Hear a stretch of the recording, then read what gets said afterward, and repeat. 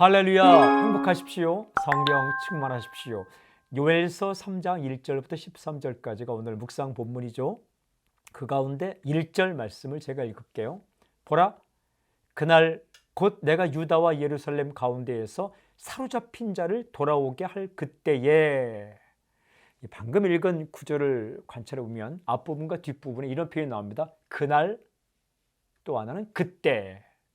그날이 있다는 겁니다. 그때가 다가옵니다.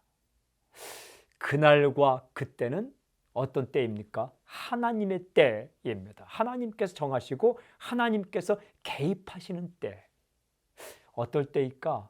누구를 위한 때일까? 중요한 구절, 유다와 예루살렘.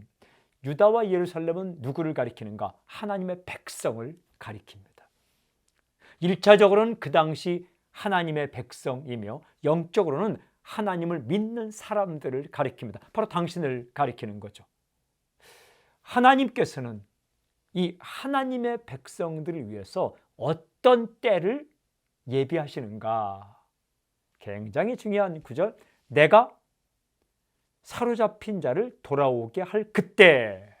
내가 사로잡힌 자를 돌아오게 할 그때. 어떤 때입니까? 하나님께서 하나님의 백성이 사로잡히고 무너져 있을 때 그를 회복시킬 때가 있다는 겁니다. 자유케 하시고 회복시키시는 때가 반드시 돌아올 것이다.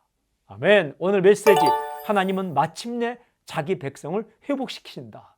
하나님은 마침내 자기 백성을 회복시키신다. 예, 완전한 구원의 날입니다. 하나님께서 임하시는 날입니다. 하나님께서 역사하시는 때입니다. 반드시 그날이 옵니다. 그날이 옵니다. 모든 영적인 대적들을 무너뜨리고 하나님의 백성을 구하시는 이 세상의 마지막 날, 하나님의 구원의 때가 반드시 옵니다.